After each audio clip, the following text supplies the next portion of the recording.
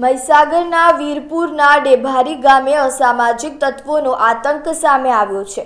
ગુજરાતના કોઈપણ ખૂણે હવે કોઈને કાયદાનો ડર નથી રહ્યો। મહીસાગરમાં દિવસે ને દિવસે અસામાજિક તત્વો વધી રહ્યા છે, તેમનો આતંક વધી રહ્યો છે। ત્યારે દુકાનમાં સામાન બાબતે બોલાચાલીમાં જીવલેણ હુમલો કરવામાં આવ્યો તો હુમલામાં 2 બાળક સહિત દુકાનદારને મારવામાં આવ્યો છે। 10 થી 12 જેટલા અસામાજિક તત્વો હાથમાં જીવલેણ હથિયારો સાથે ધસી આવ્યા હોવાની પ્રાથમિક માહિતી સામે આવી છે। સાંજે 7 વાગ્યાની આસપાસ 7 થી 8 જણા દુકાન પર આવેલા, થોડો ઘણો સામાન લીધો અને પૈસા બાબતે આ લોકોએ પૈસા ના આપ્યા એ બાબતે થોડી બોલાચાલી થઈ।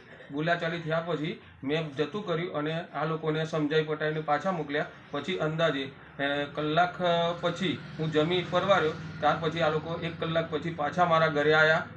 અંદાજે 10 થી 12 જણા હતા। મારા ભત્રીજાને પૂછ્યું કે તારા કાકા કઈ છે, એટલે હું ઘરમાં હતો। મને એણે બૂમ પાડી, કાકા કોઈ બોલાવે છે। હું બહાર નીકળ્યો।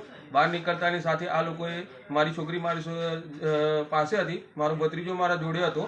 હવે આ લોકોએ મારી છોકરી પર મારી છોકરીને લાફો માર્યો, મારા ભત્રીજાને માર્યો। મેં એનો વિરોધ કરતા આ લોકો મારા પર લાકડીઓ લઈને તૂટી પડ્યા।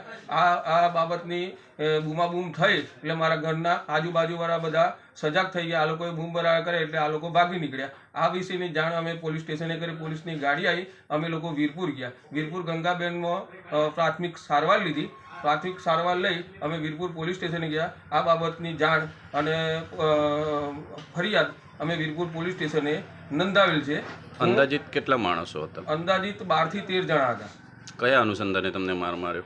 મને ખાલી પૈસા કેમ માગ્યા એમ, અને પૈસા બાબતે જ આ લોકોએ મગજમાર કરી અને એ બાબત પૂરી થઈ ગઈ પછી આ લોકો રાત્રે મારા ઘર પર હુમલો કર્યો।